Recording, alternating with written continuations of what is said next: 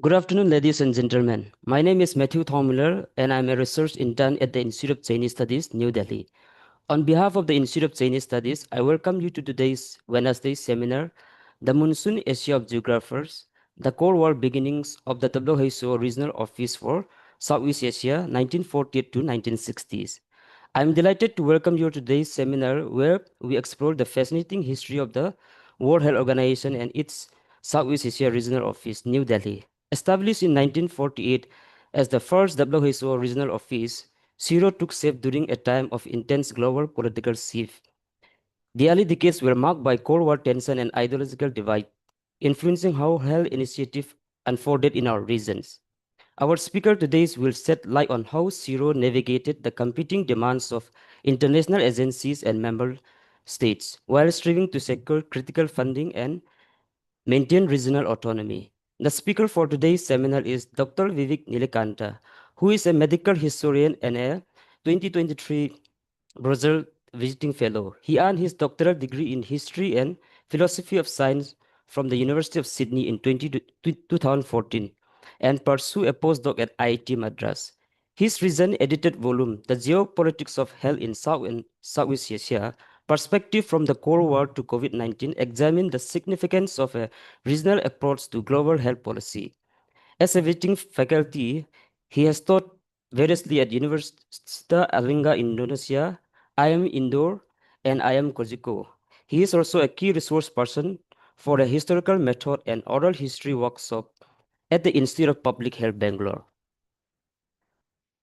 The chair for today's seminar is Professor Rama B. Baru, who is a former professor at the Center of Social Medicine and Community Health, Jawaharlal Nehru University, an honorary fellow at ICS, and also honorary professor at India Studies Center, Central China Normal University, Wuhan.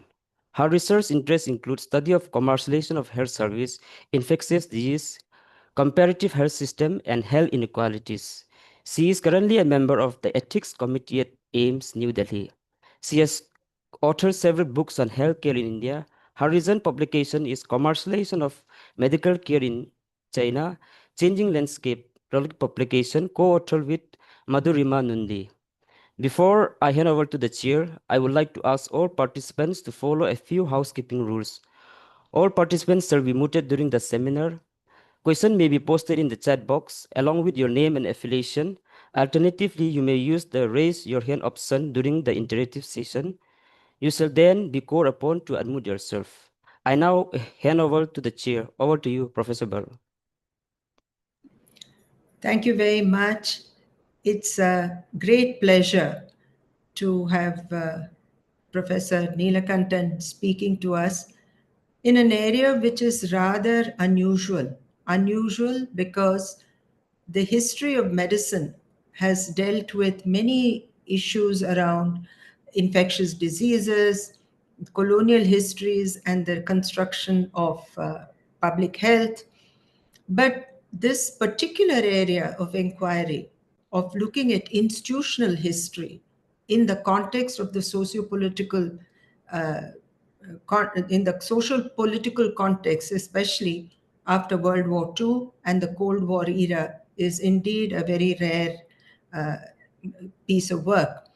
And when I first read reviews of Professor Neelakantan's work, I was really very enthused because I think it's important for the Institute of Chinese Studies to be able to showcase work of scholars who have worked in the region, both in South Asia and East Asia and Southeast Asia, to really understand how institutions, global institutions like the WHO, were shaped and reshaped. With these few words, I now request Professor Neelakantan to make his presentation. I'm extremely indebted to Professor Ramabaru for extending an invitation to the workshop, and it's a great honor to have the chair to be chaired by Professor Baru. Thank you so much, Professor Baru, for inviting me to ICS. I'm forever indebted to you. And actually, this particular presentation of mine, that is on the regional histories of the WHO, it dates back to 2010 when I was a PhD student at the University of Sydney. At that time, my work critically examined the Indonesianization of social medicine. So that took me to the WHO archives, and that got me really interested in regional histories of health. But I didn't get an opportunity to pursue this interest that is between the early 2010s. But Wellcome Trust Research Fellowship from that is when I was at IIT Madras. It enabled me to visit the WHO archives, and that set in motion a new project on the history of TB in South India and Southeast Asia. So it's published in Wellcome Open Research. I can share the link in the chat boxes for people who are interested. So right now, I'm actually completing a monograph on Alma-Ata. So this is actually a part of that monograph, and it also forms a part of my edited volume, Geopolitics of Health in South and Southeast Asia. So this is chapter 2 of geopolitics. So I will start. Is it okay if I start right now? Thank you.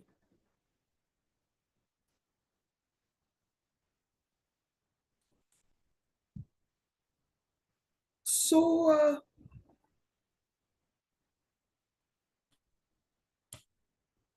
my presentation actually covers the regional history of the WHO in Southeast Asia between 1948 and 1960. 48 was a year the WHO was established, and 1960 there was a questioning of existing ideology of disease, focusing on single diseases. That's why I just focused on a very narrow period, 48 to 60, even though my book focuses on the period from 1937 to 1978.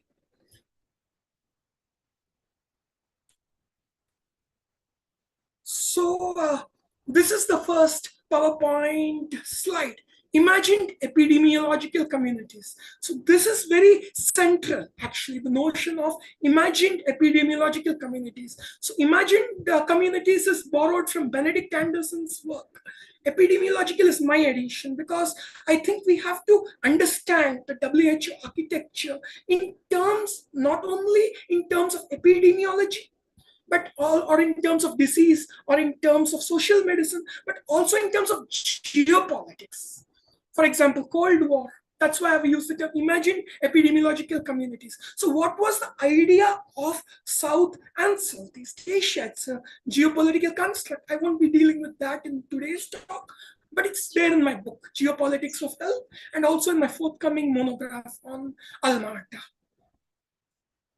So now I will directly proceed to the argument and also lay down the agenda. So it's actually a 5-point presentation. So first is the introduction, the notion of imagined epidemiological communities. Then I'll be speaking about the evolution of international health during the interwar period between 18 and 39. Why I had to talk about this? Because many of you would not be knowing about League of Nations, and because even they championed social medicine on a large scale. But what differs from post-World War II period? That's what I wanted to just say briefly. It's not a part of the PPT, but I wanted to give an orientation to the group.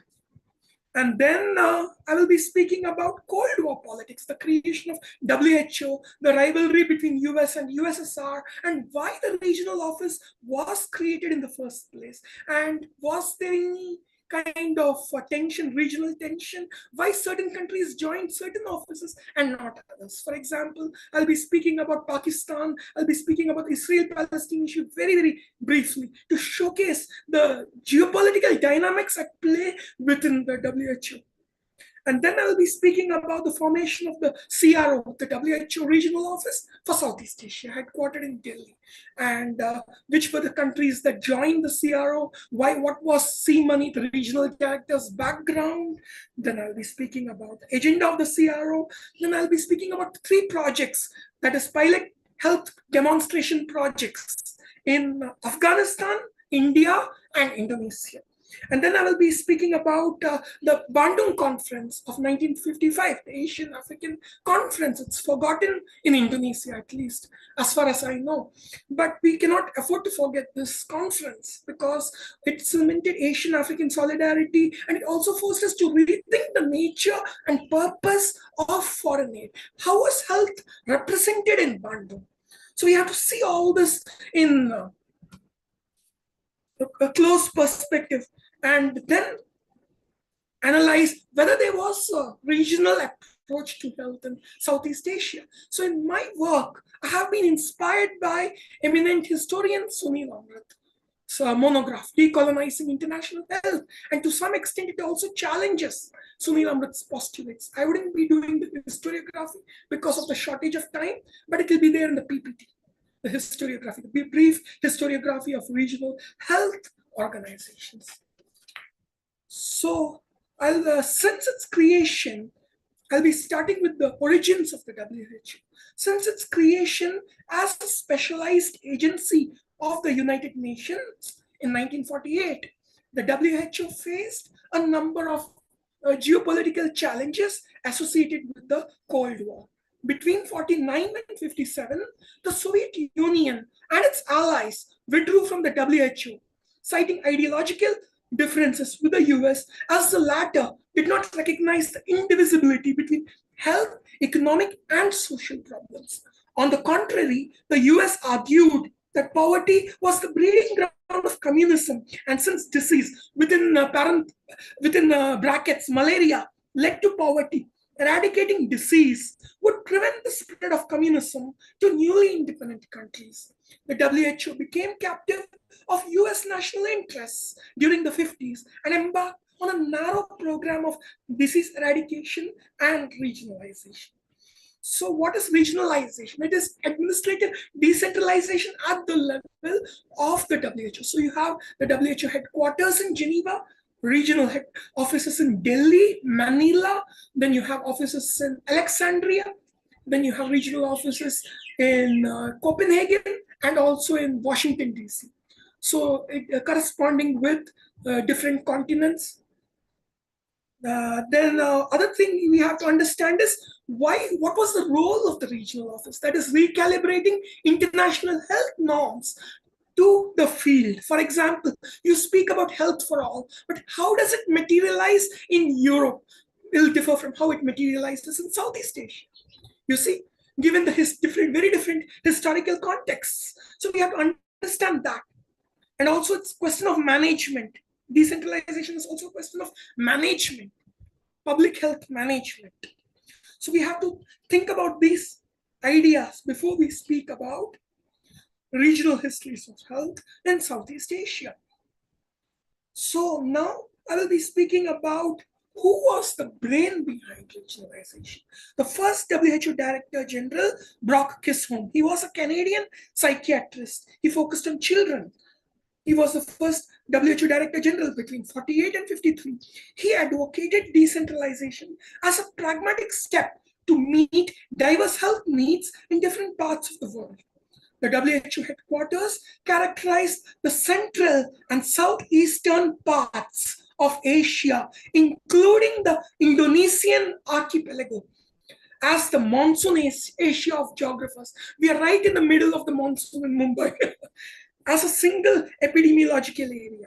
The SEARO, the WHO's first regional office, established in 1948 in New Delhi during its first decade, launched mass campaigns against endemic diseases, particularly malaria, tuberculosis, yaws. Yaws is a disease, a bacterial disease caused by Treponema pertenuates, similar to leprosy. It's a non-venereal form of syphilis and leprosy. These were the four diseases that the SEARO tackled during its formative years between 48 and 57. This talk argues that between 48 and 60, the SEARO had to balance or draw a delicate equilibrium between ensuring compliance of member states with prescriptions of international aid and liaising with the WHO headquarters for increased budgetary appropriations for Southeast Asia. So this is actually a very difficult role that C. Money, the first regional director, had to face. He had to face many dilemmas. I'll be talking about those very soon. So now I'll be quoting the Interim Commission of the World Health Organization. In 1947, the Interim Commission of the World Health Organization divided the world into a series of health areas, taking into consideration the prevalence of epidemic and endemic diseases and sanitary problems. Members of the Interim Commission of the WHO imagined Southeast Asia as a geopolitical construct. So the notion of imagined epidemiological communities, the first slide. The central and southeastern parts of Asia, quote the Interim Commission, comma, together with Indonesia, the Monsoon Asia of Geographers, should be considered as one epidemiological area.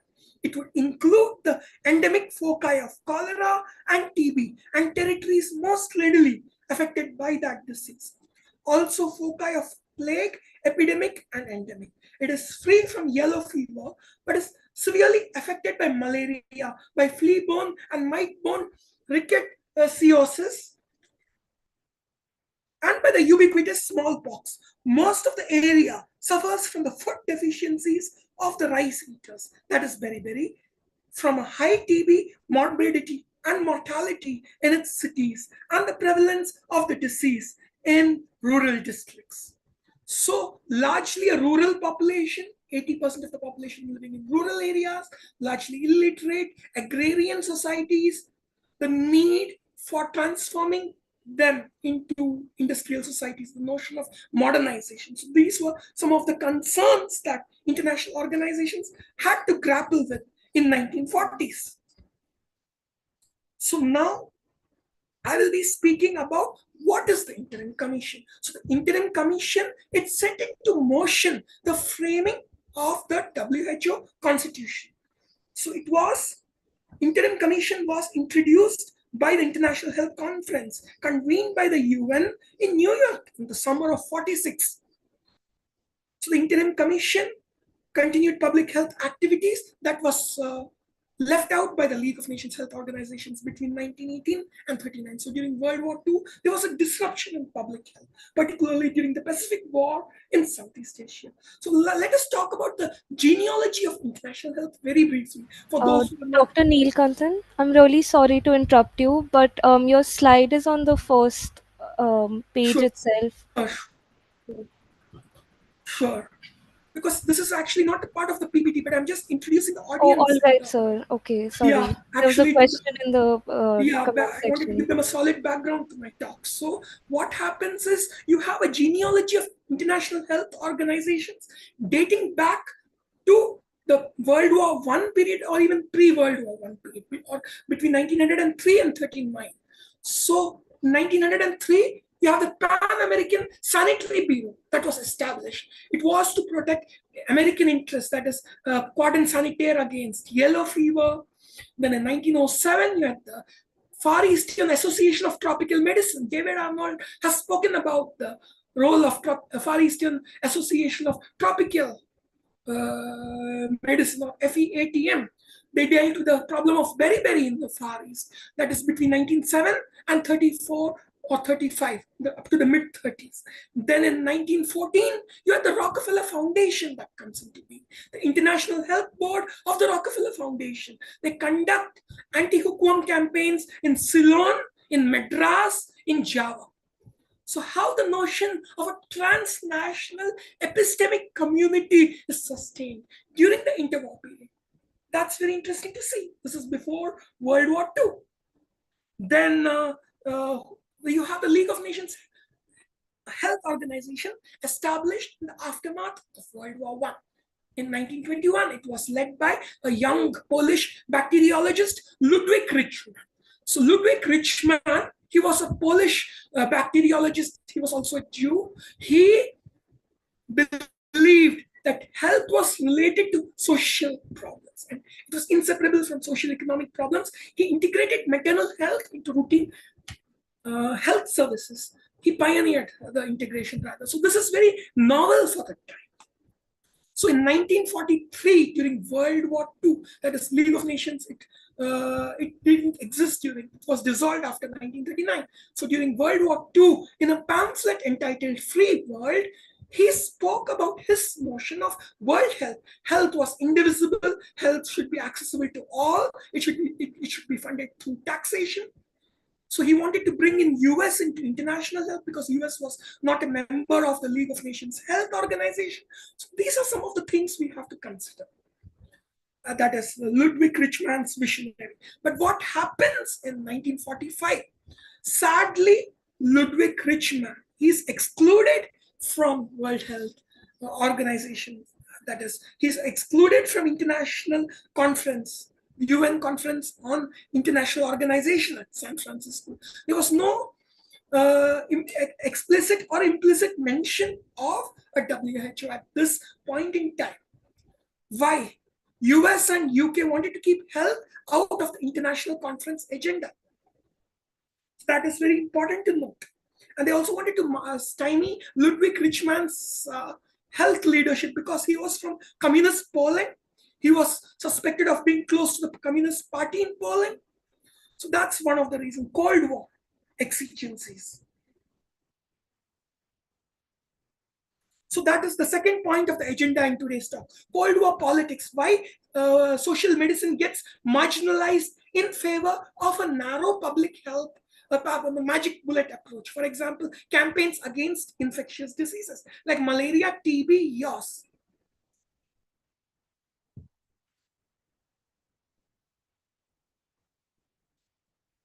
So what was the difference between 1930s and the 40s and 50s? For example, during the 30s, what you see is the Pan American Sanitary Bureau. It's not affiliated with the League of Nations Health Organization. There is no coordination. So there is duplication of. Your voice is breaking, Vivek. Your voice is breaking a bit. Okay, sure. Now is it clearer? Okay, so you don't have any kind of coordination between League of Nations Health Organization, Pan American Sanitary Bureau, and Office International, the Hygiene Public, that was headquartered in Paris. It dealt with epidemiological data collection. Then you have the West Pacific Health Service. It was headquartered in Suva, Fiji. It was established by the Rockefeller Foundation in 1930s. It focused on bookworm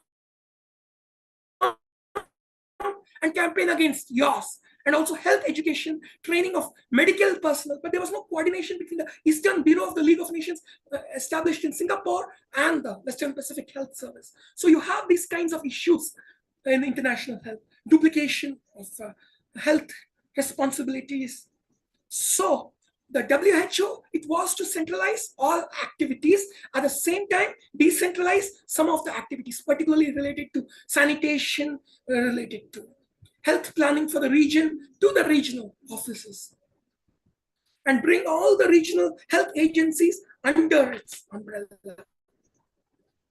So this is the abbreviation I've used, SEARO. So this is actually the historiography. I don't want to go too much into the details, but this is the PowerPoint slide because of the shortage of time. So what was the role of the WHO regional office in the international health architecture post-World War II? That's the question, overarching question of today's lecture.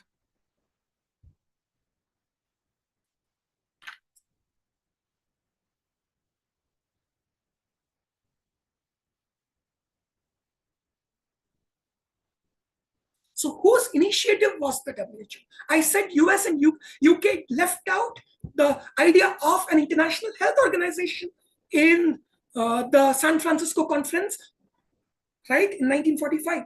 It was the insistence of Chinese, nationalist Chinese delegate, Sisming Si and Geraldo de Paula Souza from Brazil. So Brazil and China, nationalist China, played a role in the formation of the WHO. The proposal came from Brazil and China. So they helped in the catalyzation of the WHO, and then The proposals for regional health arrangements generated considerable heated debate, not only amidst the WHO members, but within the Interim Commission. So what you see is the WHO faces twin challenges when it was formed, that is between 46 and 48. First is the withdrawal of USSR and its allies from the organization due to differences with the US on the question of socialized medicine, and organizing regional offices for Southeast Asia and the Western Pacific, where the agency had to come to terms with the dissolution of European colonial empires and the birth of new nation states. So why the USSR withdrew from the WHO in 1948-49? So a question of socialized medicine, that is USSR believed that health problems are inseparable from socio-economic problems. And they believed that the US didn't recognize the inseparability of the health, social and economic problems. That was one.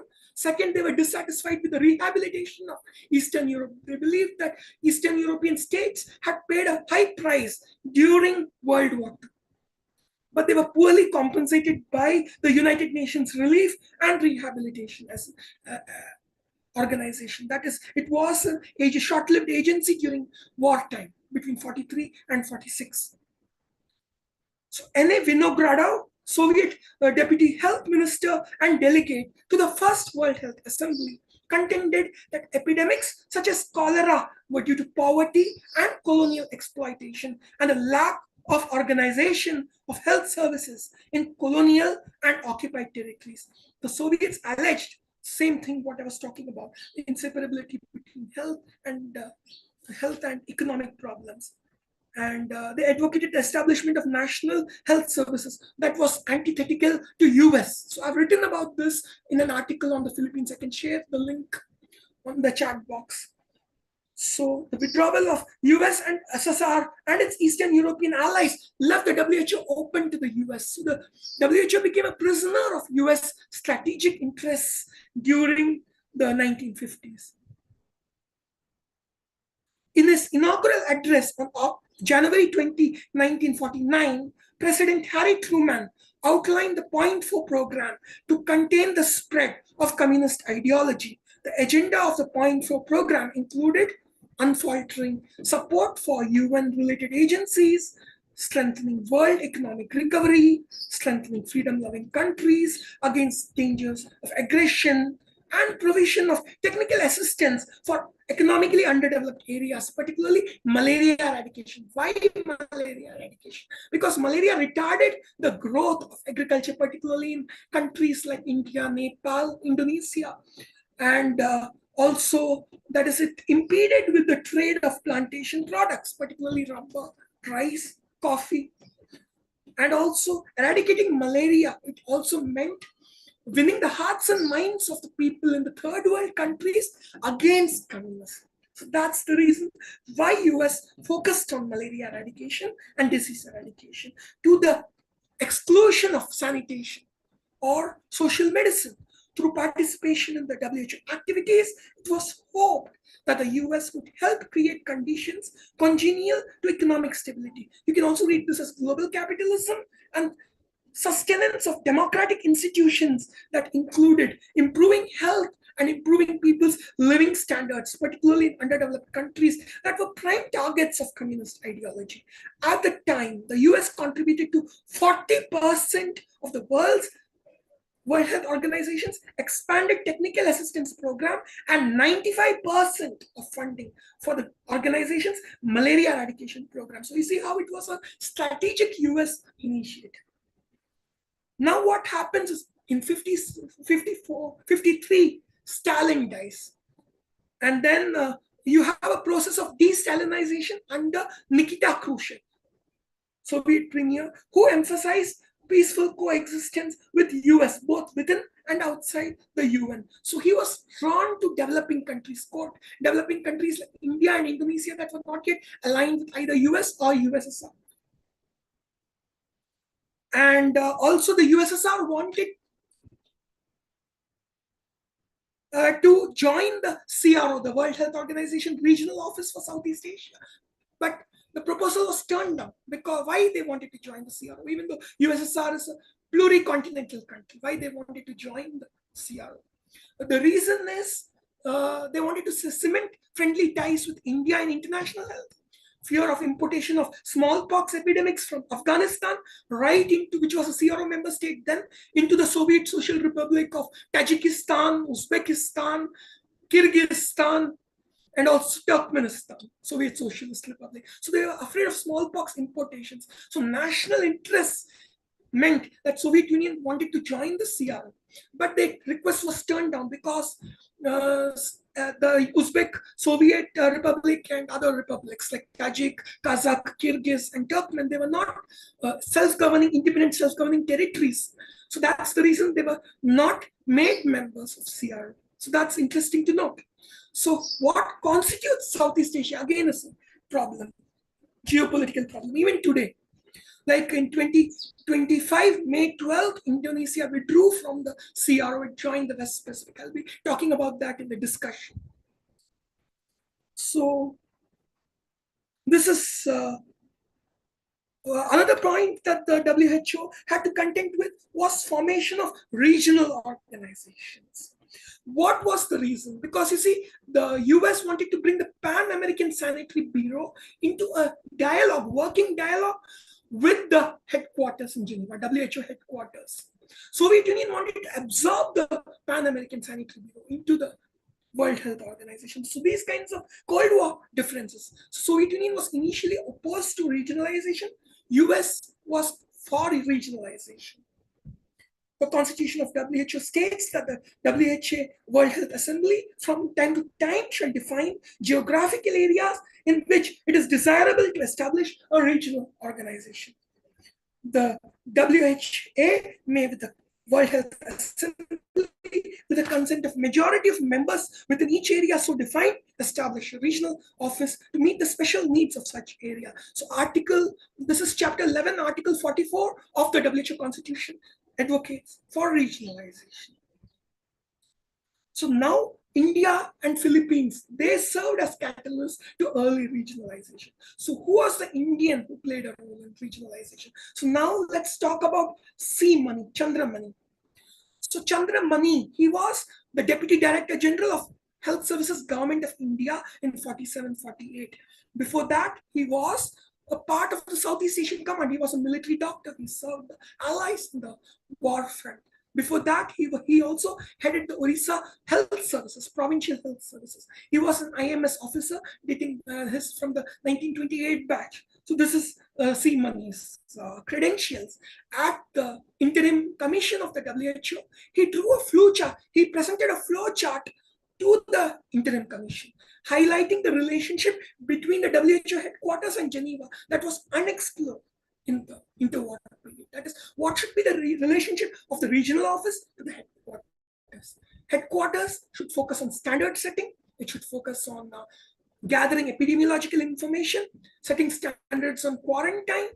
Regional office, it should focus on health, that is particularly related to sanitation, water supplies, draw up a regional budget based on the needs of each individual state, and ensuring compliance of local, national governments to international health norms. So it's an intermediary, actually, the role of the regional health office. So the first World Health Assembly defined 6 geographical areas. 3 of them, Southeast Asia, the Eastern Mediterranean, and West Pacific, were defined by enumeration of member states. So India, Afghanistan, Ceylon, Siam or Thailand, and Burma, today it's known as Myanmar. So these were the founding members of the Southeast Asian Regional Office, headquartered in Delhi. And also what we have to understand is there was a certain fear within other countries that India would dominate the World Health Organization Regional Office for Southeast Asia. Sunil Amrit talks about it. I talk about it in my forthcoming monograph, but I don't have too much time for that. But I can definitely speak about the fact that Delhi was selected as the site of the regional office for Southeast Asia. So Rajkumari Amrit, how was also a major mover in regionalization. She was India's first health minister, a close Gandhi associate. She was also a Protestant. She was close to Rockefeller Foundation. She argued that for its institutional growth, the WHO should not only rely exclusively on committees, questionnaires, and paperwork. The salvation of backward countries and their sound development was the key to world health. In emphasizing India's rural character and widespread poverty, she exhorted the WHO to concentrate its activities on environmental sanitation. So you see how environmental sanitation figures in WHO list of priorities. Rajkumari Amrit Kaur. She noted that without the regional offices, implementation of WHO's field programs would be jeopardized. So a similar argument was made by Antonio Villarama, the Filipino health secretary. He was the health secretary under Elpidio Quirino's government.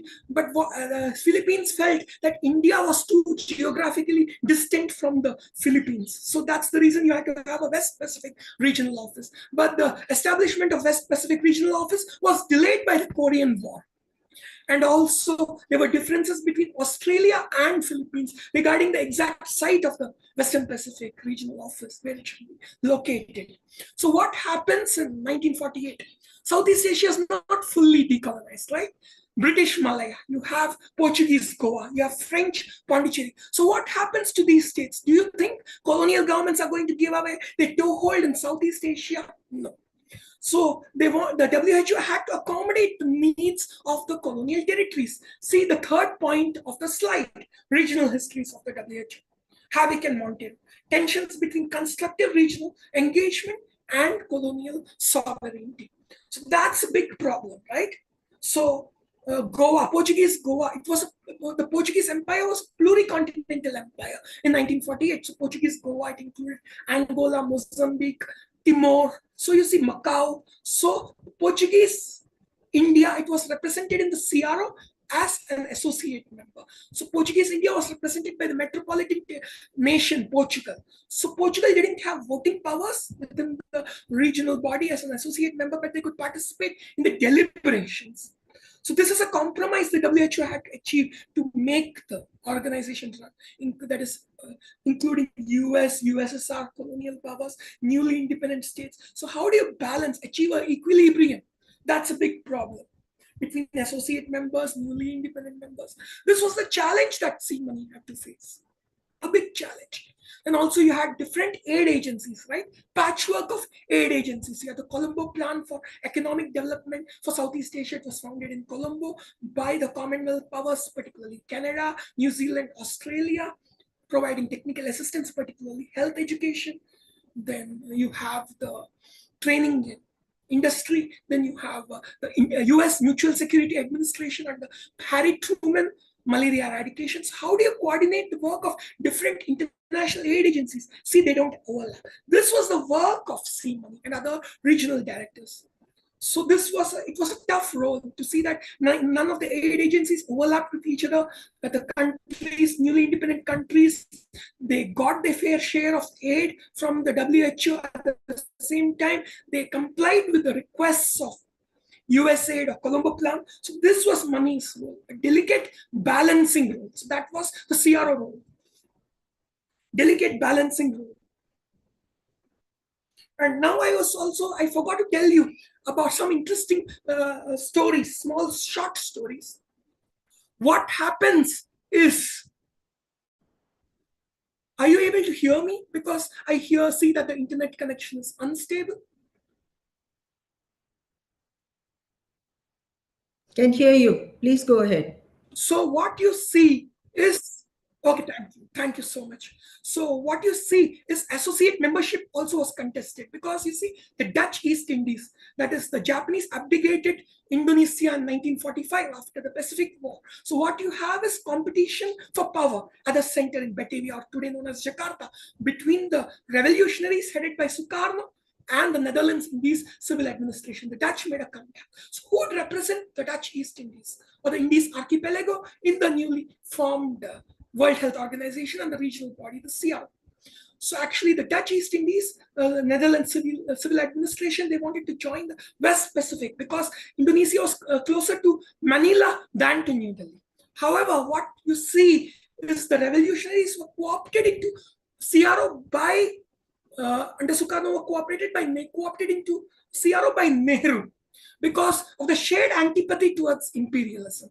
And also you see, after the Bengal famine, Indonesia provided rice assistance to Bengal. And then 1946, you have India providing medical aid to the Indonesian revolutionaries during the 4-year struggle with the Dutch.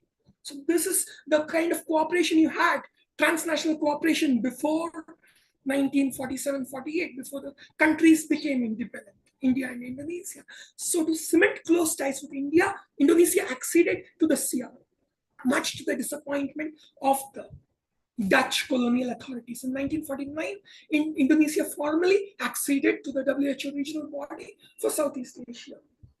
Another problem was, where was Pakistan placed? Pakistan was by default co-opted into the working group for Southeast Asia in 1947, but it left the working group in 1947-48 to join the East Mediterranean because of the geopolitical tensions with India on the Kashmir issue.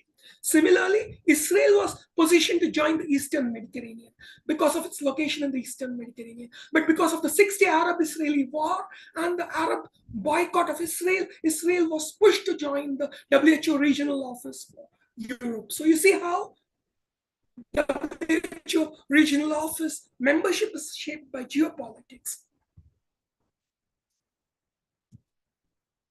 By the end of 1951, regional organizations were established in the 6 geographical areas delineated by the First World Health Assembly.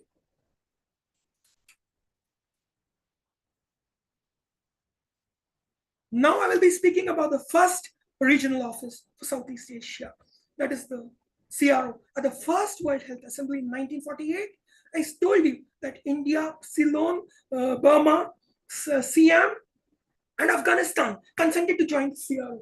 How much time do I have, Professor Baru? I think you need to wind up in about 10 minutes. Yes. 10 minutes, please. Thank you, Professor. Okay, I'll do that. So, okay. So these were the members that joined the SEARO. And also you had the states of Indochina, Vietnam, Cambodia, Laos initially joined the SEARO, but later on switched membership to WIPRO because Western Pacific Regional Office, because of the Indochina War, first Indochina War and the Korean War, the establishment of Western Pacific was delayed. So now I will be speaking about the priorities of SEARO.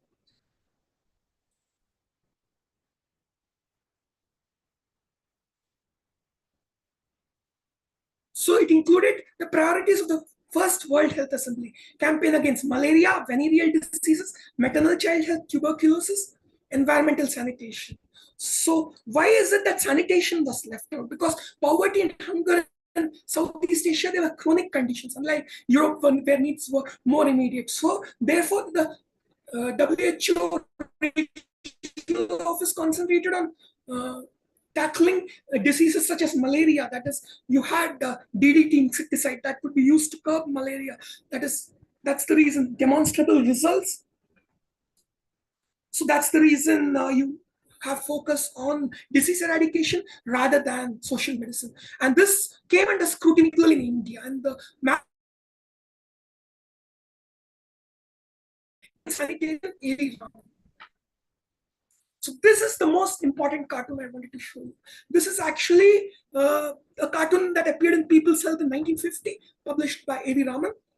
So this is, I'm sorry, I'll go back to the earlier slide. So this is, to the right, you have Rajkumari Amrit Kaur leading the impoverished Indian people for technical assistance to the WHO. This is C. Money. You see him wearing a hat.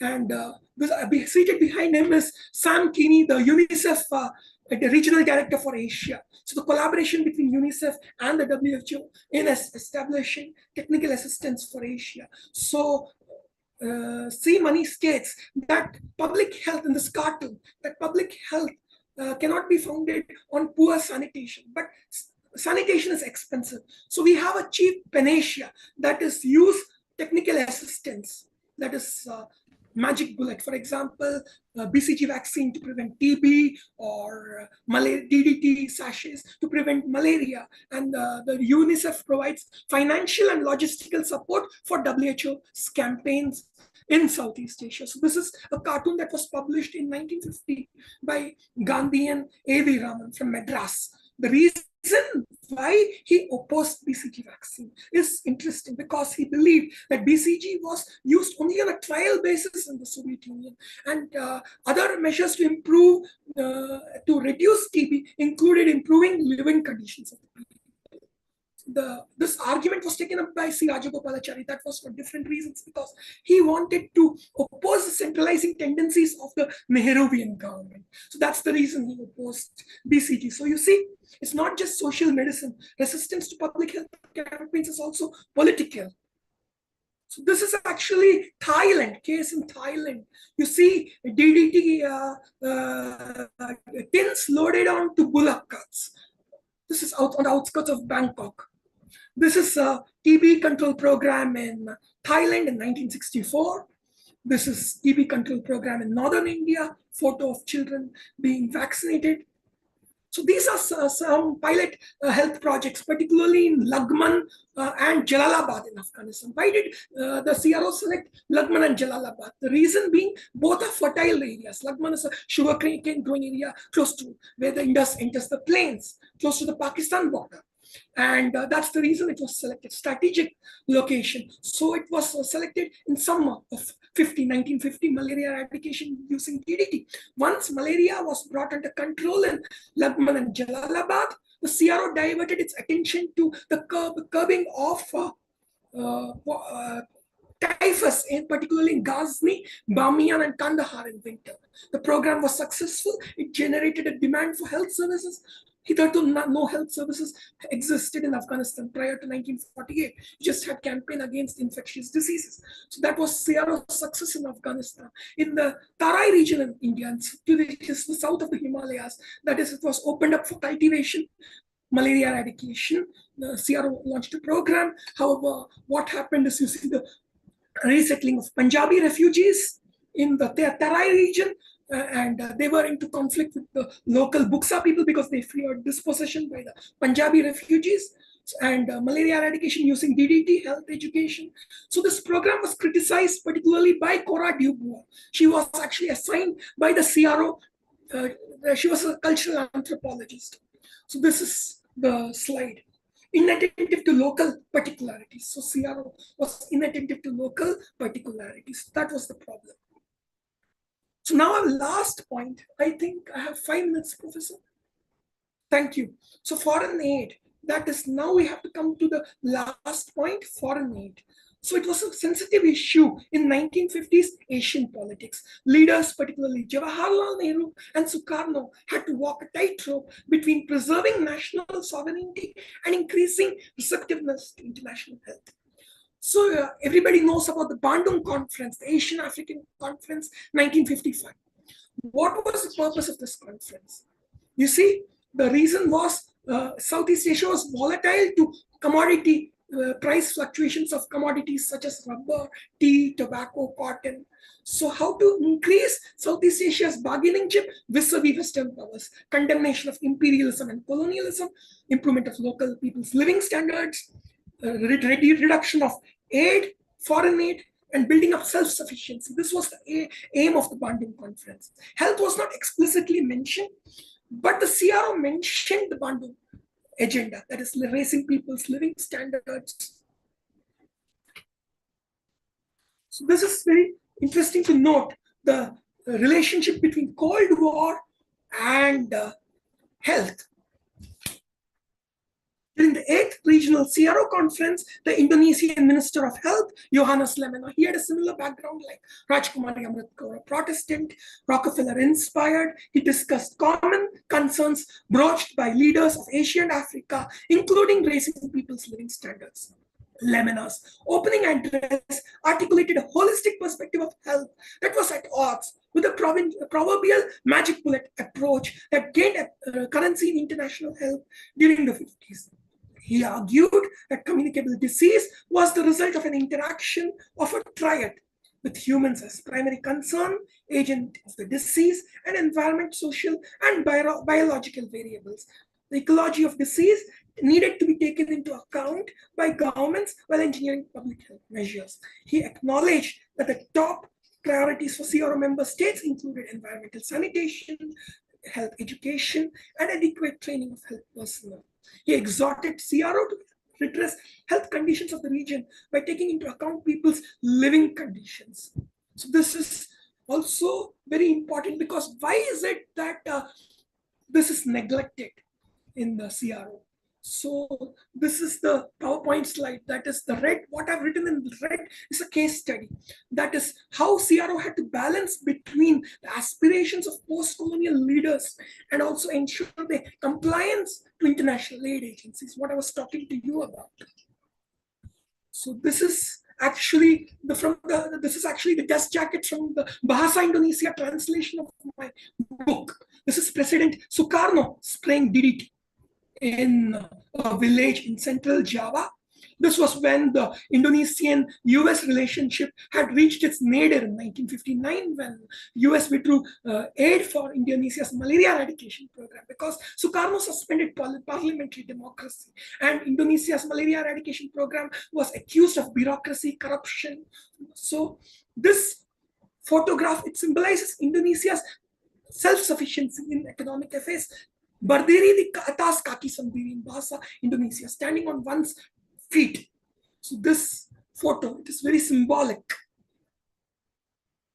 So sanitation and why the SEARO lost its way. That's the moral of today's talk. Why is it that sanitation gets marginalized? It's expensive, right? Sanitation, establishing water supplies, educating people. You need coordination. Then what happens in the 50s? Health, particularly regional health programs implemented by UNICEF and WHO, were prisoners of American foreign policy. I was talking to you about how the Indonesian malaria eradication program halved between 56 and 59 because Sukarno suspended democracy, parliamentary democracy.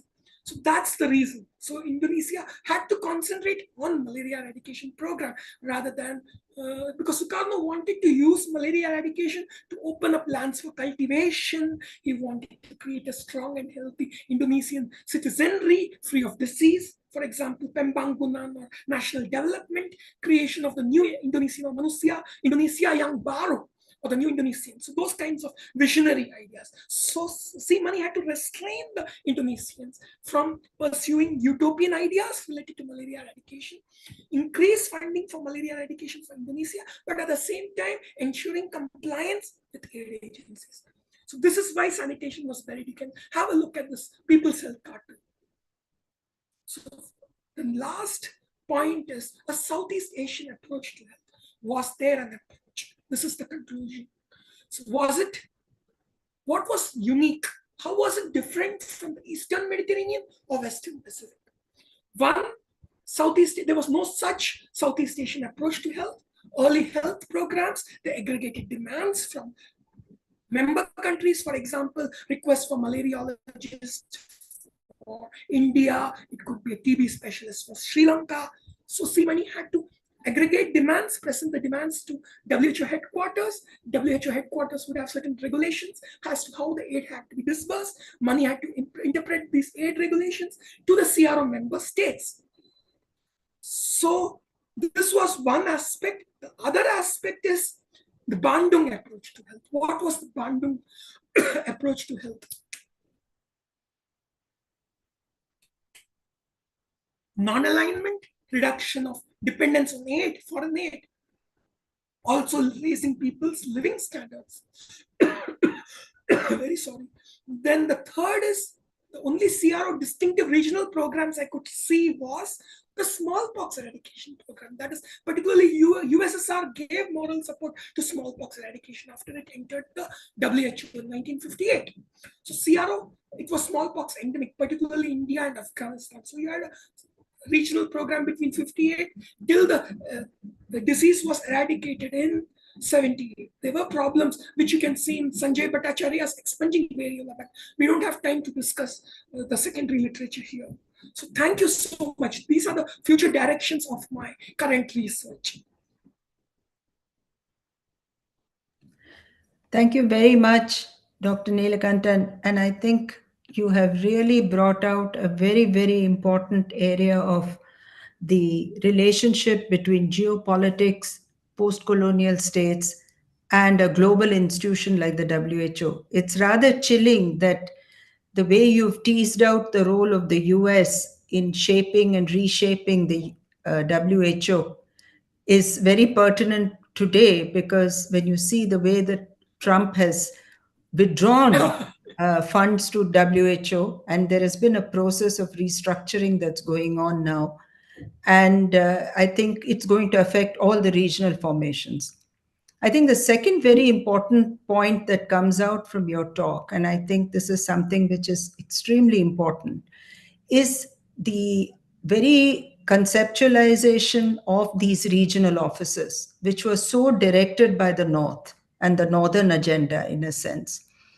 And also that they had they weren't a cohesive unit. And you alluded to the fact that even in the SEARO region, this fear of other countries in the region, of India's dominance. And I think that has come to stay even today, because the perception of all the smaller countries who have been now inducted into this SEARO region has been that India has been extremely dominating, with its location in New Delhi, of not really addressing the needs and the interests of the region. And I think that has come to stay, and you can see the historical roots of that. I also believe that it's extremely important to interrogate the way you have of the tensions between, the pull for reconstruction during the post-colonial period, the non-aligned movement. You also spoke about the Bandung. And in a sense, these movements of the Southeast Asian and the South Asian region didn't really influence the WHO. So you see this unequal power relationship between the dominance of the US and then the tensions between the USA and the USSR, and also the instrumentalization of public health for commercial ends. And you very, very rightly brought out this role of why malaria, over other diseases, and its relationship to, the need for productivity, both labor productivity and also especially for plantation economies, whether it was sugar, banana, or other tobacco, etc. So I think what you're really seeing, I mean, we are sitting now in 2025, and we are seeing, in a sense, maybe a newer avatar of, and a more complicated avatar of the US hegemony in terms of, reshaping global institutions. So notionally, you would think WHO is a, multilateral organization. It has representation from different countries in the world. But you can clearly see through your talk and the continuities of this imbalance of power relationships, and both in terms of funding, in terms of, in terms of ideologies, in terms of the privileging of a clinical medicine view of public health. And I think, of course, later on, by the 50s, the pharmaceutical industry comes in a big way and aligns itself with, the United States mainly, and through these multinational corporations redefines public health. And therefore, even that you refer to, you're writing this work on leading to the alma ata. So even when that ideology of re-questioning came within the WHO, very soon the role of these multinational corporations led to its reversals. So I'll stop here and open the floor for questions, but thank you very, very much for this very exciting talk. Thank you, Professor Baru. Thank you so much for your intellectual insights that would go into the forthcoming monograph. I'm extremely grateful for the insights, Professor Baru, that you have offered for my forthcoming monograph. And what you had mentioned particularly, what that is the US role, and I think even the SEARO today, that is Indonesia's exit is a theme. We have not talked about it in the newspapers. Even for 77 years, it was part of SEARO. But what has happened within Indonesia? Collective amnesia, forgetting the Bandung past. The government is trying to delete references to Bandung because Indonesia is no longer a third world country. Today, if you see the per capita income of India and Indonesia, GDP per capita income is twice that of India. It's $5,400, comparable with Telangana or Tamil Nadu or, for that matter, Gujarat. So it's a middle income, upper middle income country. So they want to forget third worldism. And another problem was lack of coordination within the SEARO, particularly during the COVID-19 crisis. But Western Pacific has a better real-time intelligence sharing with regards to COVID. And also, they wanted to collaborate with Malaysia and other neighboring countries on haze and other aspects related to planetary health, particularly TB. That's the reason for the move from SEARO to withdrew in 2025 May 12. So we have lost a major country, that is Indonesia, which is actually a blow for India, so as to say. Because now, how do we define SEARO? Because East Timor, North Korea, they are disjointed, right? North Korea joined SEARO in 1971, the same time PRC was included into the SEARO because of its rivalry with South Korea. So those kinds of issues came into play. And yeah. The floor is open for any questions or any comments.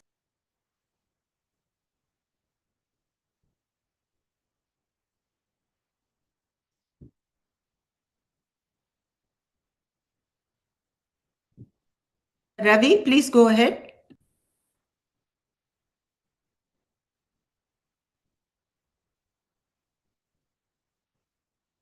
Thank you very much, Dr. Neelakantan, for a very, very interesting presentation on a subject which is not very much known. I really did not know many of the details that you have revealed.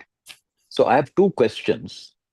One is that you mentioned China joined the WHO only late, I think sometime around 2000, was it, at that time? No, However, sir, it was right? 2000 and? No, sir, it was in 1971. 1970, okay, sorry. Yes. So what is remarkable is that China started very early on a program of sort of comprehensive health with sanitation, primary health, the famous barefoot doctors, all of that, and on a campaign scale. But this approach was not replicated by any other country, to my knowledge. Of course, China in those early days was not part of the WHO.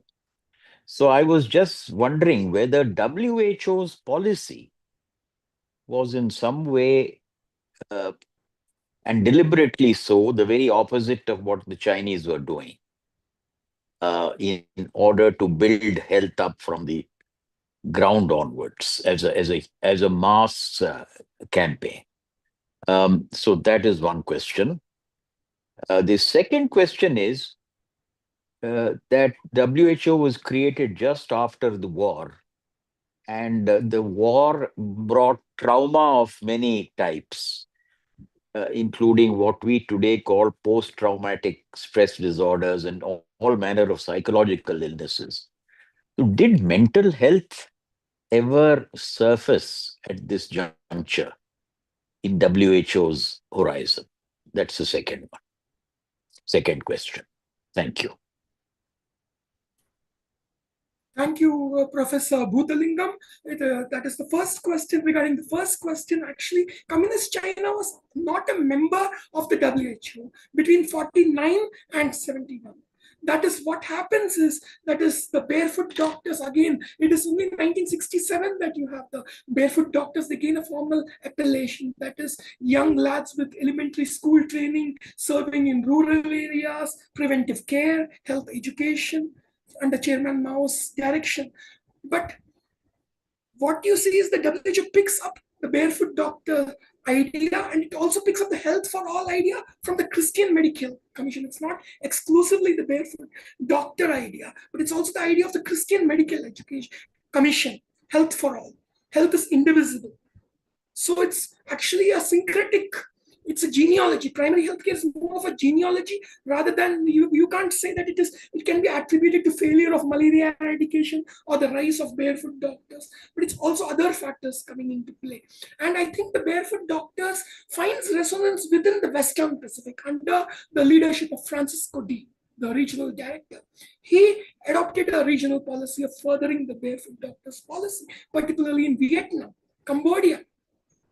They adopted the barefoot doctor. In India, what happened was, you do hear of the Jamkhed experiment under Rajnikant and Mabel Arole. I'll be speaking about this in about a fortnight's time on primary healthcare in Southeast Asia at the IPH Bangalore. So this is the problem. That is, in India, you did have Rajnikant, Mabel Arole starting pilot health community development projects in Jamkhed in Maharashtra. But what happens is, how does the momentum get sustained? That is the recruitment of health volunteers. You need to have certain criteria for recruitment, right? They need to be ideologically inclined. That ideological zest of China was missing in India. I think that's the reason it failed to take. And second question, Mr. Lingam, that is regarding mental health you had raised. Brock Chisholm, the first Director General of the WHO, interestingly was a psychiatrist.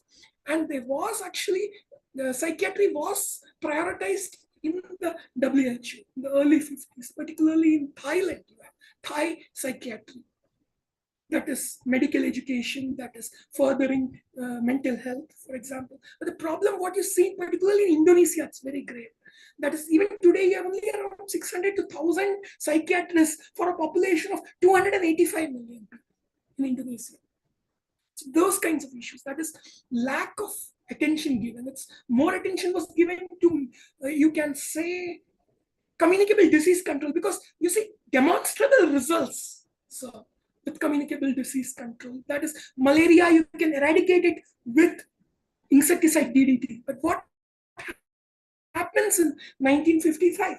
In Indonesia, it was shown that DDT was used in small quantities, especially in the late 40s, early 50s, with dieldrin and other pesticides to catch fish.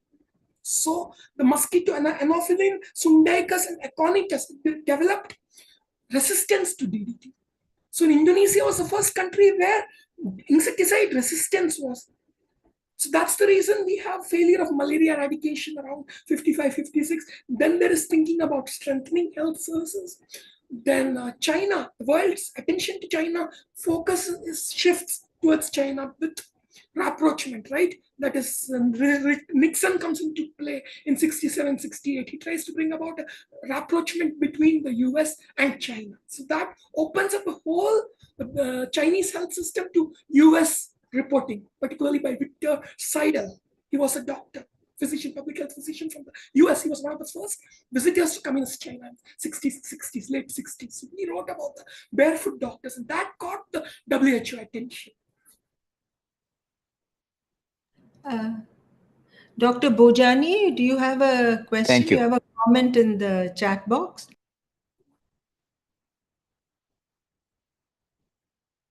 Dr. Upendra Bojani from IPH.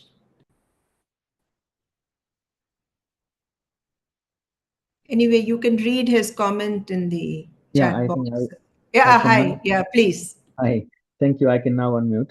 No, yeah, I don't have a specific question. I really enjoyed the intervention, the talk. I just wondered, you at the beginning you mentioned about the monsoon of geographers, the shared agricultural-based agrarian economy, and maybe the related disease epidemiology as one of the sort of factors in carving out this as a region, apart from the geopolitics, of course. And I was wondering that how much that has actually changed over years now, with a very different level of industrializations and the kind of change in epidemiology. And I wonder whether that's really an additional big challenge in holding the region together in some meaningful way. as a WHO region, apart from, of course, the ongoing geopolitical issues you highlight. So it's really a comment, but in case if you have any comment or response to that, would love to hear that. Thank you. Thank you, Dr. Bojani. Actually, what you see is basically that is when the WHO was created, the epidemiological imagination, that is of Monsoon Asia of Geographers, because you see history, common history, uniting India, Indonesia, Southeast Asia, that is disease, that is tropical diseases, plantation economies. So that is what you see, particularly in the up to the 50s, that is common shade antipathy towards imperialism. But what you again see is geopolitics coming into the play. That is some countries in the region, for example, I was talking about why Philippines established Western Pacific, that because they didn't want to be part of the Indian led bloc because of the distance. Secondly, closeness to US. So those were the issues. Cold War and politics also played a role.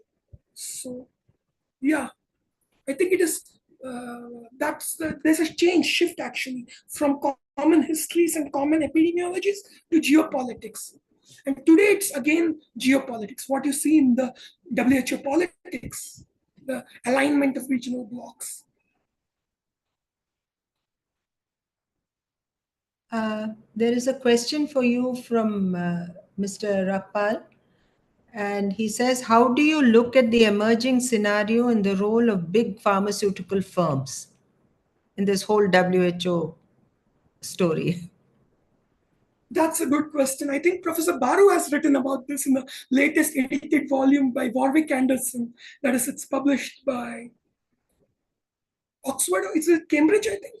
The latest, Cambridge, on social medicine on a larger scale. So in that, she has spoken about Seneca Bibile from Sri Lanka. That is, we have to understand generic, the question of access to generic drugs, we have to understand Sri Lanka. That is, what happens is Sri Lanka had a very well-developed public health system, but unfortunately, they didn't have a good supply of medicines. So what happens is Sri Lankan pharmacologist Seneca Bibile, he made a study of what went wrong in the distribution system of pharmaceuticals, particularly in the 50s. So what you see is the whole notion of monopoly pricing, then different brands and different prices for the same actual drug. So those kinds of issues. So how do you ensure pricing? How do you ensure procurement? So that's what happens, particularly in the 60s. This is not the 50s, but the 60s.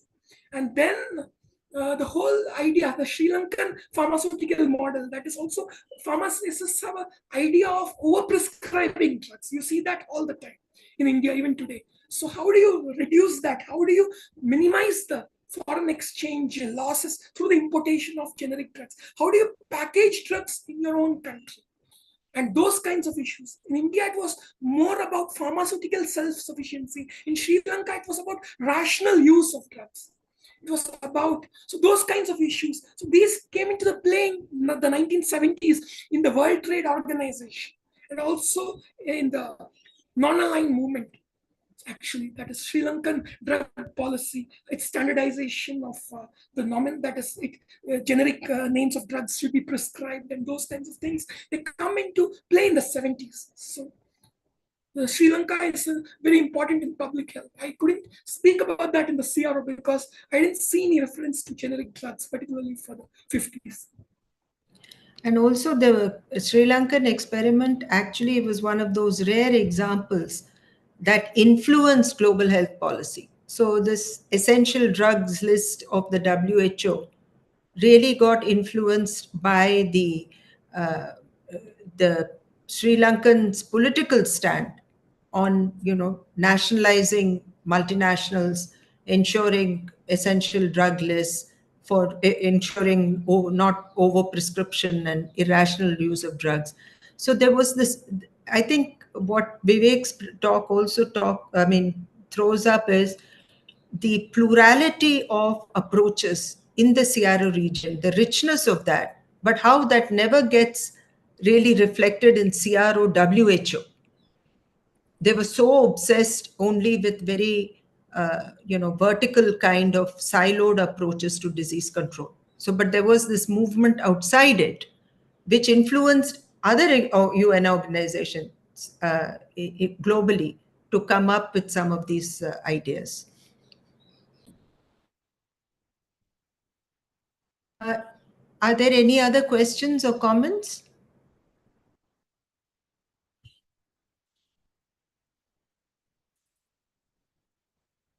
If there are no further questions, may I hand it back to the organizers? And I really want to thank Dr. Neelakantan and all of us who are interested around the same issues. I hope we can form partnerships and keep in touch with each other's work. Thank you so much, Dr. Neelakantan. Thank you so much, Professor Baru, for hosting me and for your insightful comments. It really enriched my forthcoming monograph. Thank you so much. Thank you, Chair. I seek your permission to formally bring an end to today's session. Yes, please. Thank you. With this, we come to an end of today's seminar. We thank Dr. Vivek Neelakantan and Professor Baru for gracing today's seminar with their presence and for giving us their precious time. We also thank the audience for joining us today. We would like to invite you to the upcoming ICS Wednesday seminar series. For further information regarding the event can be found on the ICS website. You may also subscribe to our newsletter for regular updates. Thank you all for joining us today. Thank you. Thank you to the ICS team. Thank you, Professor Baru. Thank you so much